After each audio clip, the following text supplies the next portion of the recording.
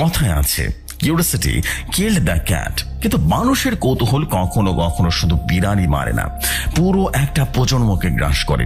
আমরা অনেকেই অনেক সময় রাস্তায় পুরনো জিনিসের প্রতি বা জিনিসপত্রের দোকানে বা বাড়ির আড়াইতে এমন কিছু জিনিস পেয়ে যায় যা আমাদের নয়, কিন্তু কে মনে করে, কে ভাবে যে এটা মনিন ডায়েরি বা একটা মনিন ডায়েরি পুরো পরিবারকে শেষ করে দিতে পারে। আসসালামু আলাইকুম প্রিয় জেফসি ভাই এবং শ্রোতাবিন্দু, আশা করি সবাই ভালো আছেন। আজ আমি যে ঘটনাটা শোনাবো তা শুনেছিলাম আমার এক বন্ধুর কাছ থেকে, যে কিনা রাজশাহীর এক জায়গায় থাকে, তার নাম সাকিব। ঘটনাটি বলছি তার জমানিতেই। বলছেন সাকিব, রবিন ভাই দেখতে পাচ্ছেন আমার বাম হাতের তালুতে একটা দাগ, এটা কোনো পোড়া দাগ নয়, এটা হচ্ছে একটা ছাপ। আর শুধু আমারই না, আমার বাবা দাদা 3 প্রজন্মের পুরুষের হাতের তালুতে কিন্তু একই দাগ আছে। ছোট্ট একটা ডায়েরি আমাদের বংশের পুরুষদের এমন এক অভিশাপ দিয়েছে যা ভাবতে অবাক লাগে। সব শুরু হয়েছিল তখন যখন আমি কলেজে পড়ি। একদিন বিকেলে বৃষ্টি হচ্ছিল, আমি বাড়ির লাইব্রেরিতে ঘর পরিষ্কার করছিলাম, যেটা বছরের পর বছর বন্ধ ছিল। ধুলো মাকড়সার জালের ভেতরে হাতড়াতে একটা পুরনো ট্রাঙ্কের সন্ধান পেলাম। তালা ভাঙায় ছিল, ভেতরে কিছু পুরনো কাপড়, কয়েকটা বই, আর তার নিচে চামড়ায় বাঁধানো একটা কালো ডায়েরি। ডায়েরিটা খুলতে ভেতর থেকে একটা গন্ধ বের হলো, পচা গোলাপ আর মাটির মিশ্রণ। পাতাগুলো হালকা হলুদ। প্রথম পাতায় ঝাপসা কালিতে লেখা, কে এটা পড়বে সে আমার গল্প জানবে, আর আমার গল্প জানলে সে আমার বোঝা বইবে। এরপর লেখা রুবা। সেদিন রাতে আমি ডায়েরিটা পড়তে বসলাম। রুবা ছিল এক তরুণী, প্রায় 100 বছর আগে এই বাড়িতে, তার শ্বশুর বাড়িতে থাকতেন। লেখাগুলো ছিল তার নির্যাতনের কাহিনী। তার স্বামী, শ্বশুর সবাই তাকে শারীরিক এবং মানসিকভাবে পিষে মারতেন। শেষের দিকের পাতাগুলো খুব ভয়ঙ্কর ছিল। সে লিখেছে সে একটা টোটকা শিখেছে, মৃত্যুর পর তার আত্মা এই ডায়েরির সাথে জড়িয়ে থাকবে এবং যে পুরুষ এই ডায়েরিটা পড়বে তার কষ্টের সাক্ষী হবে আর তার প্রতিশোধের হাতিয়ার হয়ে যাবে। আমি প্রথমে গা ছমছমে এই বইটা পড়লাম, বন্ধ করলাম, কিন্তু কৌতূহল সামলাতে পারলাম না। পরের কয়েকদিন ধরে আড়ালে ডায়েরিটা পড়তে শুরু করলাম। একটা পর্যায়ে রুমা লিখেছে সে গর্ভবতী ছিল আর তার শ্বশুর বাড়িতে লোকজনরা সন্তানটাকে অবৈধ বলে চালিয়ে দিতে তাকে বিষ খাওয়ায়। মরার আগে সে শপথ নিয়েছিল তার আত্মা এই বাড়ির পুরুষ সন্তানদের কখনো শান্তি দেবে না। ডায়েরি পড়া শেষ করার পর থেকে অদ্ভুত ঘটনা ঘটতে শুরু করলো। রাতের বেলা শোবার সময় ঘরে শুনতাম কারো ফিসফিসানির আওয়াজ। মনে হতো কেউ ডায়েরির পাতায় লেখা কথাগুলো কানে কানে বলছে, ওরা আমাকে মেরে ফেলছে, আমার শিশুটিকে চুরি করছে, এমন কথা শুনতে পেতাম। আয়নায় আমার প্রতিবিম্বর পাশে আরেকটা মুখ দেখতে পেতাম, কালো লম্বা চুলে ঢাকা, ফ্যাকাশে চেহারা, বিভৎস। আমি থরথর করে ভয় কাঁপতে শুরু করলাম। এক রাতে আমি গভীর ঘুমে আচ্ছন্ন, হঠাৎ টের পেলাম কেউ আমার বুকের উপরে চেপে বসেছে। চোখ খুলে দেখি সেই মুখ রুবা। তার ঠোঁট নড়ছে, কিন্তু কণ্ঠ শুনতে পাচ্ছি সরাসরি আমার মগজে। সে বলছে, তুমি আমার গল্প পড়েছ, এবার আমার সাক্ষী হতে চলেছ। সে আমার বাম হাতের তালুতে বরফ শীতল আঙ্গুল চেপে ধরলো, জ্বলন্ত স্পর্শের মতো তীব্র যন্ত্রণা। আমি চিৎকার করে উঠলাম। আলো জ্বালাতেই দেখি হাতের তালুতে কালির মতো দাগ, একটা হাতের ছাপ। পরের দিন সকালে আমি বাবাকে সবটা বললাম। প্রথমে বাবা রাগ করলেন, তারপর চুপ হয়ে গেলেন। তিনি তার শার্টের বোতাম খুলে তার বুকের কাছে একই রকম দাগ দেখালেন। তিনি বললেন, এটা আমাদের বংশগত রোগ নয় সাকিব, এটা অভিশাপ। আমিও তোর বয়সে সেই ডায়েরিটা পড়েছিলাম, আমার বাবাও পড়েছিল। আমরা কেউ পড়িনি পরবর্তী প্রজন্মকে। ভেবেছিলাম হয়তো আমাদের সাথে সব শেষ হয়ে যাবে, কিন্তু সেটা শেষ নয়, শুধুমাত্র শুরু ছিল। ডায়েরিটা আমি লাইব্রেরিতে রেখে দিয়েছিলাম, কিন্তু সেটা আর সেখানে থাকতো না। সেটা আমার বেড সাইডের টেবিলে, ব্যাগে, বাথরুমে হাজির হয়ে যেত। পাতাগুলো নিজে নিজে উল্টাতে শুরু করলো। নতুন লেখা দেখা যেত আমার হাতের লেখায়। আমি নিচেও না লিখলে সেখানে সইতে লেখা হতো, আজ রাতেই শুরু হবে। আমি সহ্য করতে না পেরে ডায়েরিটা ফেলে দিলাম বাড়ির পেছনে সেই পুরনো কুয়ায়। সেদিন রাত ভয়ঙ্কর এক রাত ছিল। ঘুমের মধ্যে টের পেলাম পুরো ঘরটা বরফ শীতল ঠান্ডা। চোখ খুলতে দেখি আমি শুয়ে নেই, দাঁড়িয়ে আছি আমাদের বাড়ির সেই পুরনো ব্যালকনিতে, যেটা দাদার আমল থেকে বন্ধ। আমার হাতে সেই পুরনো ছুরি, আমার সামনে ঘুমন্ত অবস্থায় আমার ছোট ভাই। আমার নিজের হাতে উঠছে সেই ছুরিটা নিয়ে ভাইয়ের দিকে। আমি ভেতর থেকে চিৎকার করলাম, কিন্তু আমার দেহ কোনোভাবেই যেন আমার নিয়ন্ত্রণে রাখছিল না। হাতটা আরো এগিয়ে যাচ্ছে। ঠিক তখনই আমার পেছনে একটা শ্বাস আমার ঘাড়ে লাগলো। একটা করুণ ক্ষুদ্র কণ্ঠ স্বর বলল, উচিত শাস্তি। পুরুষের বংশধর ওরা আবার শিশুকে রেহাই দেয়নি। আমি হাঁপাতে হাঁপাতে বললাম, আমি ওকে রেহাই দিয়েছি। আমি তো তোমার গল্প জানি, আমি তোমার পক্ষে আছি। হাতটা এবার থেমে গেল। আমি সুযোগ পেয়ে বললাম, তুমি ন্যায় বিচার চাও, আমি দেব, কিন্তু আমার পরিবারকে রেহাই দাও। বলো আবার কি করতে হবে? সে বলল, ডায়েরিটা ফেরত আনো। প্রতিটা পাতায় আমার রক্তের ছাপ আছে। পাতাগুলো পুড়িয়ে ছাই করে নদীতে উড়িয়ে দাও। এটা সাবধান, পোড়ানোর সময় যদি তুমি পেছন ফিরে তাকাও তুমি শেষ হয়ে যাবে। পরের দিন আমি কুয়া থেকে ডায়েরিটা উদ্ধার করলাম। সন্ধ্যায় নদীর ধারে একটা নির্জন জায়গায় আগুন জ্বালালাম। একে একে ডায়েরির পাতা ছিঁড়ে আগুনে ফেলে দিতে লাগলাম। প্রতিটি পাতায় আগুন লাগা মাত্রই একটা তীক্ষ্ণ চিৎকারের মতো শব্দ ভেসে আসতে লাগলো। পাতাগুলো পুড়তে লাগলো। আগুনের শিখা নীরব হয়ে যেত, আর ধোঁয়া থেকে গাঢ় লাল রঙের আভা বের হতে শুরু করলো। শেষ পাতায় পুড়িয়ে আমি নিঃশ্বাস ছাড়লাম। তখনই কানে একটা শব্দ শুনতে পেলাম। একটা একজন বলল, ভুলেও ফিরে তাকাবে না। এই কথাটা মনে করছিলাম, কিন্তু আমার সামনে নদীর জালে আগুনের আলোয় আমি দেখলাম প্রতিবিম্ব। আমি একা নই, আমার পেছনে দাঁড়িয়ে আছে রুমা। তার মুখ এবার পরিষ্কার, চোখ দুটো বিষাদের গভীর কুয়োতে ঢাকা। সে হালকা করে মাথা নুইয়ে পানিতে মিলিয়ে যেতে লাগলো। আর তারপর আমি অনুভব করলাম আমার হাতের তালু জ্বলছে। দেখলাম সেই কালো হাতের ছাপ থেকে ধোঁয়া উঠছে আর আস্তে আস্তে বেরিয়ে যাচ্ছে, কিন্তু সম্পূর্ণ যায়নি। একটা মৃত দাগ রয়ে গেল, যেন সতর্কতা বার্তা বহন করছে। পরের দিন সকালে বাবা আর দাদা দুজনেই বিছানা থেকে উঠে দাদার হাতের তালু দেখলেন। তাদের দাগও স্নান হয়ে গেছে, কিন্তু সম্পূর্ণ অদৃশ্য হয়নি। দাদা বললেন, অভিশাপ কখনো সম্পূর্ণ যায় না রে, দুর্বল হয়, সাক্ষী থাকার দাগ রয়ে যায়। সো জেফরি ভাই, এটাই ছিল ঘটনা। যদি ভালো লাগে পড়ে শোনাবেন। আমার নাম রবিন খান। আসসালামু আলাইকুম। Thank you very much Robin Khan. আসলে একটা বিষয় বলতে হবে, পুরোনো জিনিসের ঝোঁক থাকা ভালো, কিন্তু পুরোনো জিনিস নিয়ে এত মাথামাতি করলে আসলে বিপদটা কিন্তু নিজেরই হবে। Thank you very much for this story. আমি রাফসান আহমেদ, আমার বাসা কুমিল্লা। আমি আপনার শোয়ের একজন নিয়মিত শ্রোতা। আজ আমি যে ঘটনাটা শেয়ার করতে যাচ্ছি তা আমার নিজের চোখে দেখা নয়, তবে আমার খুব কাছের এক প্রতিবেশীর সাথে ঘটেছিল। ঘটনাটি এতটাই মর্মান্তিক আর ভয়াবহ যে যখনই মনে পড়ে তখনই আমার গায়ের লোম দাঁড়িয়ে যায়। লেখা শুরু করবার আগে বলে নিই, লেখায় কোনো ভুল ত্রুটি হলে ক্ষমা সুন্দর দৃষ্টিতে দেখবেন। ঘটনা শুরু করবার আগে শ্রোতাদের উদ্দেশ্যে আমি একটা জরুরি কথা বলতে চাই। আমরা অনেকেই নিজের টাকা পয়সা, রূপ বা ক্ষমতার অহংকারে অন্ধ হয়ে যাই। গরিব, অসহায় বা ভিক্ষুকদের আমরা মানুষ বলেই গণ্য করি না। রাস্তাঘাটে কোনো পাগলি বা বৃদ্ধা ভিক্ষুককে দেখলে আমরা তাদের সাথে খারাপ ব্যবহার করি, দূর দূর করে তাড়িয়ে দিই। কিন্তু আমরা জানি না কার ভেতরে কি লুকিয়ে আছে। একটা ছোট অবহেলা এবং অহংকার যে কত বড় সর্বনাশ ডেকে আনতে পারে, আজকের ঘটনাটা তার জ্বলজ্বন্ত প্রমাণ। এই কথাটা কেন বললাম ঘটনার শেষে আপনারা ঠিকই বুঝতে পারবেন। এবার মূল ঘটনায় আসা যায়। ঘটনাটি ঘটে আজ থেকে 50 বছর আগে আমাদের পাশের এলাকায়। সেখানে চৌধুরী পরিবার নামে এক অত্যন্ত প্রভাবশালী এবং ধনী পরিবার বাস করতেন। তাদের বিশাল বাড়ি, গাড়ি, অঢেল সম্পত্তি। চৌধুরী সাহেবের বিয়ের অনেক বছর পর তাদের ঘরে একটা ফুটফুটে ছেলে সন্তান জন্ম নেয়। বংশের প্রদীপ আশায় পুরো বাড়িতে আনন্দের বন্যা বয়ে যায়। তাদের আত্মীয় স্বজন, পাড়া প্রতিবেশী সবাই সেই নবজাতককে দেখতে আসছিল। সেদিন চৌধুরী সাহেবের বাড়িতে প্রচুর মেহমান। বাসার ঘরে বসে সবাই বাচ্চাটিকে ঘিরে আনন্দ করছে, অনেকে টাকা করেও দিচ্ছিল। এমন সময় কোথা থেকে যেন জরা জীর্ণ গোজো এক বৃদ্ধা মহিলা সে ভিড় ঠেলে বাড়ির ভেতর ঢুকে পড়ে। তার পরনে ছিল নোংরা ছেঁড়া কাপড়, চুলে জট, চামড়া কোচকানো। দারোয়ান হয়তোবা ভিড়ের কারণে খেয়ালই করতে পারেননি। মহিলাটি সোজা বাচ্চাটির দোলনার কাছে চলে আসে। কেউ কিছু বুঝে ওঠার আগে মহিলাটি পরম মমতায় বাচ্চাটিকে কোলে তুলে নেয় এবং স্নেহের সাথে তার কপালে একটা চুমু এঁকে দেয়। এই দৃশ্যটা দেখে চৌধুরী সাহেব প্রচন্ড রেগে যান। তার আভিজাতে যেন বিশাল আঘাত আনে। তিনি চিৎকার করে দৌড়ে আসেন এবং ওই বৃদ্ধ মহিলাকে সজোরে একটা থাপ্পড় মারে এবং ধাক্কা মারলেন। মহিলাটিকে তাল সামলাতে না পেরে মেঝেতে পড়ে যান।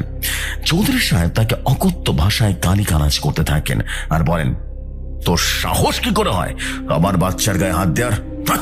তোর গায়ের গন্ধে আমার বাচ্চা অসুস্থ হয়ে যাবে, বেরো বেরো এখান থেকে। জলদি জলদি বেরিয়ে যা। তিনি দারোয়ানকে ডেকে মহিলার গলা ধাক্কা দিয়ে বাড়ি থেকে বের করে দেন।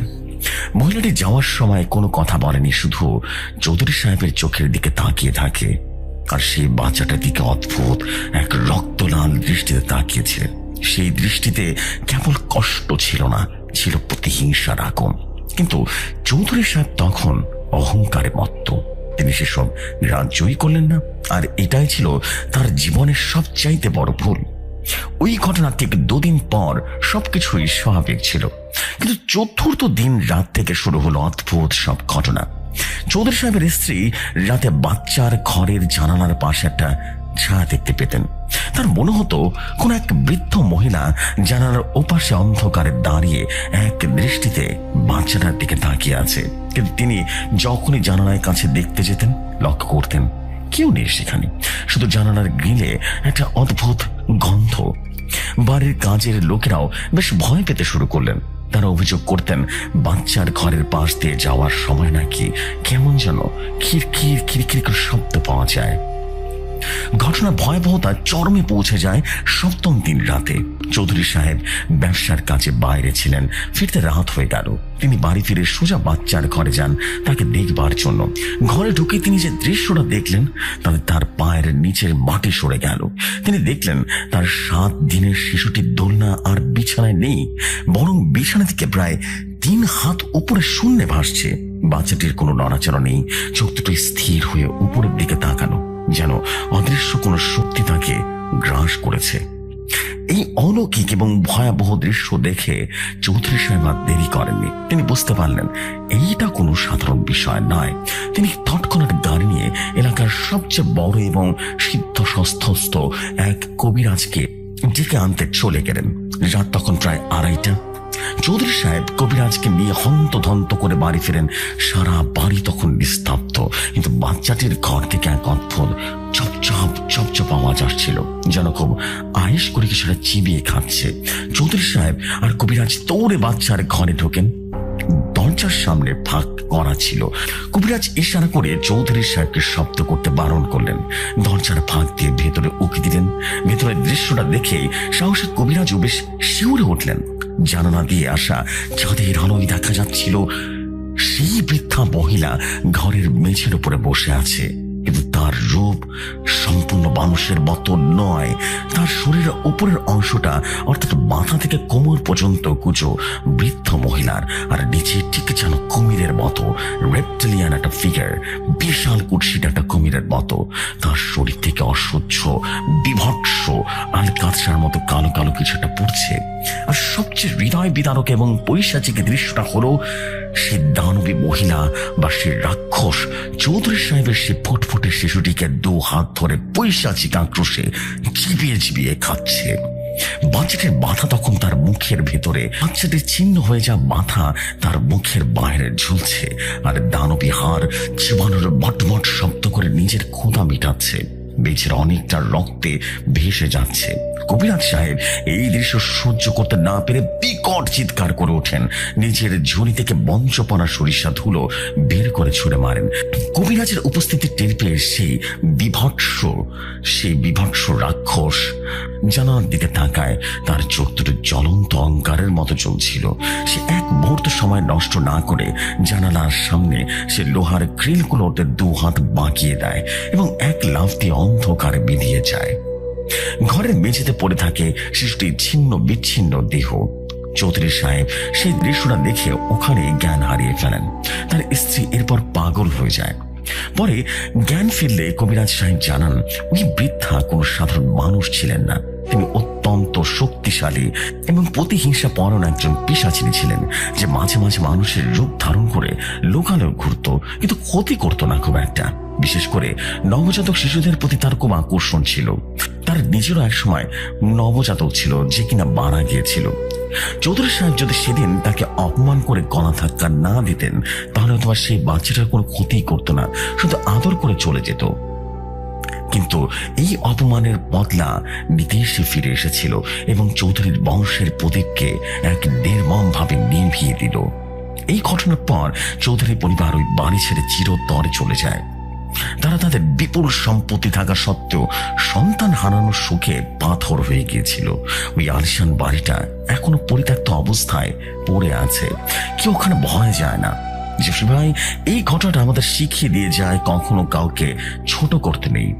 ক্ষমতার অহংকার মানুষকে পতনের দিকে নিয়ে যায়।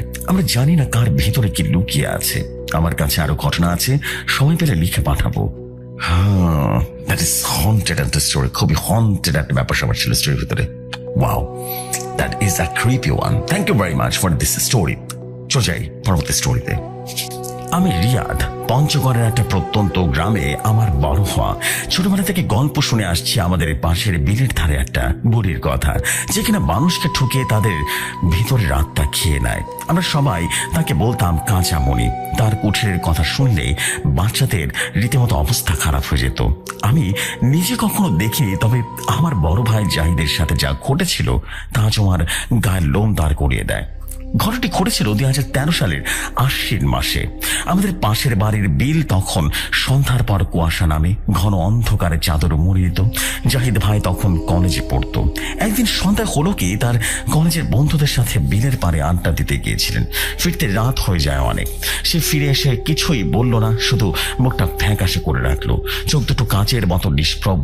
আম্মু জিজ্ঞেস করলো, কি হয়েছে তোর? সে শুধু মাথা নাড়লো আর বলল, না কিছু না। তার পরের দিন থেকে জাহিদ ভাইয়ের স্বাভাবিকভাবে উধাও হতে শুরু করলো। সে রাতে ঘুমাতো না, জানলার পাশে দাঁড়িয়ে বিলের দিকে তাকিয়ে থাকতো। কখনো কখনো ফিসফিস করে বলতো, হয়েছে আসছে। আমরা কিছুই দেখতে পেতাম না। সপ্তাহখানেক পর তার শরীরে অদ্ভুত দাগ দেখা গেল, গাঢ় নীল রঙের, যেমনটা ঠান্ডা লেগে শিরা ফলে ওঠে। কিন্তু এইগুলো ফোলা নয়, শুধু রং। এক রাতে আমি তার পাশে রাতে ঘুমাচ্ছিলাম এবং হঠাৎ করে একটা আওয়াজ পেয়ে তাকিয়ে দেখি জাহিদ ভাই তার বিছানা থেকে উঠে হাঁটছে, কিন্তু হাঁটছে না, পেছন দিকে হেঁটে দরজার দিকে চলে যাচ্ছে। গতিবিধি একদম অনড়, পা দুটো যেন কারো টানে পেছনের দিকে সরে যাচ্ছে। তার চোখ দুটো টান টান করে খোলা, কিন্তু ঘুমে আচ্ছন্ন। আমি ভয়ে আটকে গেলাম, কিছু বলতে পারলাম না। সে এমনিতে বের হয়ে গেল। আমি দৌড়ে আব্বু আম্মুকে ডাকলাম। আমরা বাইরে এসে দেখি জাহিদ ভাই পেছনের দিকে হেঁটে বিলের দিকে যাচ্ছে। আমরা ছুটে গিয়ে তাকে ধরে ফিরিয়ে আনলাম। তখন সে শুধু জ্ঞান ফিরে পেয়ে কাঁদতে লাগলো। ও বড়ি কাঁচামণি, সে আমায় ডাকছে। সে বলছে আমার রক্তেই তার শেষ ভোগ হবে। পরদিন আমরা স্থানীয় এক পীর সাহেবের কাছে গেলাম। পীর সাহেব জাহিদ ভাইকে দেখে বললেন, একে তো শক্তিশালী জিনে পেয়েছে, কিন্তু সাধারণ কোনো জিন নয়। এটা মানুষের আত্মাকে পুষ্ট করে শেষ করে দিচ্ছে। এর পেছনে কাঁচামণির হাত আছে। তিনি কিছু পানি পরা দিলেন, একটা তাবিজ পরা তার গলায় বড়িয়ে দিলেন। সেদিন রাত ছিল ভয়াবহ।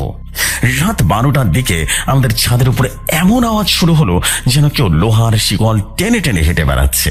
বাইরে কুয়াশার মধ্যে অস্পষ্ট মানব আকৃতির ছায়া দেখা যাচ্ছে, যারা দরজায় কড়া নাড়ছিল। পীর সাহেবের দেওয়া তাবিজ জাহিদ ভাইয়ের গলা থেকে হঠাৎ আপনা আপনি ছিঁড়ে আগুনে জ্বলে ছাই হয়ে গেল। জাহিদ ভাই হঠাৎ চিৎকার করে উঠল, হয়ে আসছে, দেখ না, দেখ, তার হাত শুধু হাড়। আমরা তাকিয়ে দেখি জানালার কাঁচের উপরে একটা শুষ্ক কালো নৌকওয়ালা হাতের ছাপ পরিষ্কার দেখা যাচ্ছিল। শব্দ হচ্ছিল যেন নখ দিয়ে কাঁচ ছিঁড়ে বের হয়ে আসার চেষ্টা করছে। আব্বু তখনই পীর সাহেবের ফোন করলেন। পীর সাহেব বললেন, এখনো ওকে নিয়ে আমার কাছে আসো, সরাসরি আসো, পেছন ফিরে তাকিও না।